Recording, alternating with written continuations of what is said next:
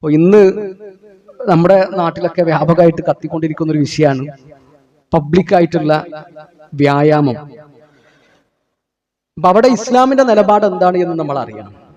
വ്യായാമം എന്നുള്ളത് അനിവാര്യമായൊരു സംഗതിയാണ്. പ്രത്യേകിച്ച് പുതിയ കാലത്ത് നമ്മുടെ ഭക്ഷണ രീതിയും നമ്മുടെ അധ്വാനമൊക്കെ മാറ്റം വന്നിട്ടുണ്ട്. അപ്പൊ അവിടെ തീർച്ചയായിട്ടും വ്യായാമം ആവശ്യമാണ്. എന്നാൽ പബ്ലിക്കിൽ വന്നുകൊണ്ട് ആണുങ്ങളും പെണ്ണുങ്ങളും ഒരുമിച്ച് വ്യായാമം ചെയ്യുക, അവർക്ക് പുരുഷന്മാര് നേതൃത്വം കൊടുക്കുക, എല്ലായിടത്തും ഉണ്ടെന്നല്ല, ഇങ്ങനെ നടക്കുന്ന സ്ഥലങ്ങളുണ്ട്. അവിടെ നമ്മുടെ നിലപാട് എന്താണ് എന്ന് നമ്മൾ ശരിക്കും ആലോചിക്കുക. ഒരു പെണ്ണ് ശരീരം എത്ര മറയുന്ന വസ്ത്രം ധരിച്ചാലും അവര് എക്സസൈസ് ചെയ്യുമ്പോൾ അവിടെ ആ ശരീരത്തിന്റെ വടിവും ആകാര ഭംഗിയും ഒക്കെ ശരിക്കും പ്രകടമാകും. അലി ബിൻ അബി താലിബ് റളിയല്ലാഹു അൻഹുവിനോട് അല്ലാഹുവിന്റെ റസൂൽ സ്വല്ലല്ലാഹു അലൈഹി വസല്ലം പറയുന്നുണ്ട്, യാ അലി ലാ തുത്ബിഉ നദ്റതൻ നദ്റ. ഒരു നോട്ടം നിനക്കുള്ളതാണ്. നമ്മൾ വഴിയിലൂടെ നടക്കുകയാണ്, അപ്പൊ അപ്പുറത്തുനിന്ന് ഒരു പെണ്ണ് വരുന്നു, നമ്മൾ നോക്കി, അത് അറിയാതെ സംഭവിക്കുന്ന നോട്ടാണ്, അതിന് പ്രശ്നമല്ല. എന്നാൽ രണ്ടാമത് വീണ്ടും ആ പെണ്ണിനെ നീ നോക്കാൻ പാടില്ല അലി, ആ രണ്ടാമത്തെ നോട്ടം നിനക്കുള്ളതല്ല അലി എന്ന് അല്ലാഹുവിന്റെ റസൂൽ സ്വല്ലല്ലാഹു അലൈഹി വസല്ലം പറയുന്നു.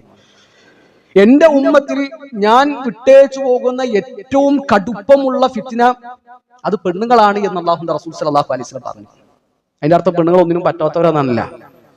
ആണിനെയും പെണ്ണിനെയും അള്ളാഹു സൃഷ്ടിച്ചിട്ടുള്ളത് അങ്ങനെയാണ്, പരസ്പരം ആകർഷിക്കുന്ന നിലക്കാൻ.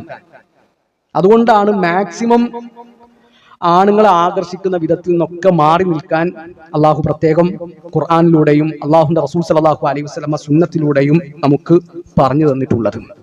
അപ്പൊ അങ്ങനത്തെ സംരംഭങ്ങളിൽ നമ്മുടെ ഭാര്യമാരില്ല, നമ്മുടെ മക്കളില്ല, നമ്മുടെ ഉമ്മമാരില്ല എന്ന് നമ്മൾ ഉറപ്പുവരുത്തുക. നമ്മൾ എന്തിനാണ് ഒരു ഫിത്നയുടെ വാതിൽ തുറന്നു കൊടുക്കുന്നത്? ഇതിന് വേറെ ഒരുപാട് അവസരങ്ങളുണ്ടല്ലോ. ഇപ്പൊ ഒരാൾക്ക് വ്യായാമം ചെയ്യണം, ഒരു പെണ്ണിന് വ്യായാമം ചെയ്യണം, അത് കൂട്ടമായിട്ട് തന്നെ ചെയ്യണം എന്ന് വിചാരിക്കും.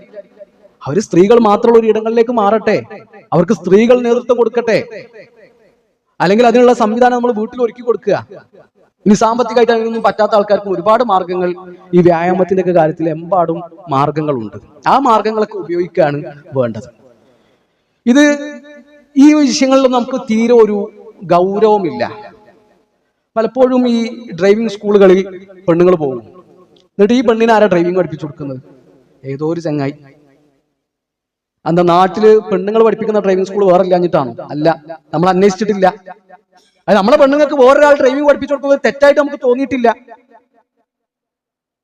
ഒരാണിന് ഒരു പെണ്ണിന്റെ കൈ സ്പർശിക്കാൻ എപ്പോഴാണ് അനുവാദമുള്ളത്? ഒരു പെണ്ണിന് ഒരാണിനെ സ്പർശിക്കാൻ എപ്പോഴാണ് അനുവാദമുള്ളത്? അന്യരാണെങ്കിൽ അനിവാര്യ ഘട്ടങ്ങൾ വരുമ്പോഴല്ലേ, നിർബന്ധമായ അവസ്ഥകൾ വരുമ്പോഴാണ്.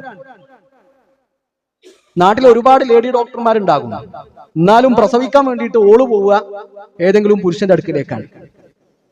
നമുക്കതൊരു വിഷയമല്ല. അവിടൊക്കെ ദീനിന്റെ നിലപാട് നമ്മൾ പാലിച്ചിട്ടില്ല എങ്കിൽ വലിയ വലിയ ഫിത്നകൾ ഉണ്ടാകും. അതിനൊക്കെ എത്ര തെളിവുകളും ഉദാഹരണങ്ങളും എല്ലാ ദിവസവും നമ്മൾ കേൾക്കുന്നുണ്ട്. എത്ര കേട്ടാലും എത്ര കണ്ടാലും എന്താണ് നമ്മൾ പഠിക്കാത്തത്? ഇസ്ലാം എല്ലാ ഫിത്നയുടെയും വാതിലുകൾ അടച്ചിട്ടുണ്ട്.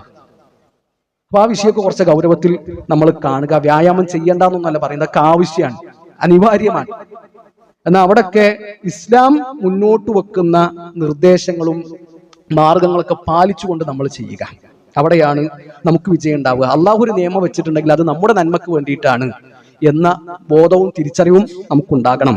അള്ളാഹു അങ്ങനെ ദീനിന്റെ നിയമങ്ങൾ മുറുകെ പിടിക്കുന്നവരുടെ കൂട്ടത്തിൽ നമ്മളെല്ലാവരെയും ഉൾപ്പെടുത്തട്ടെ.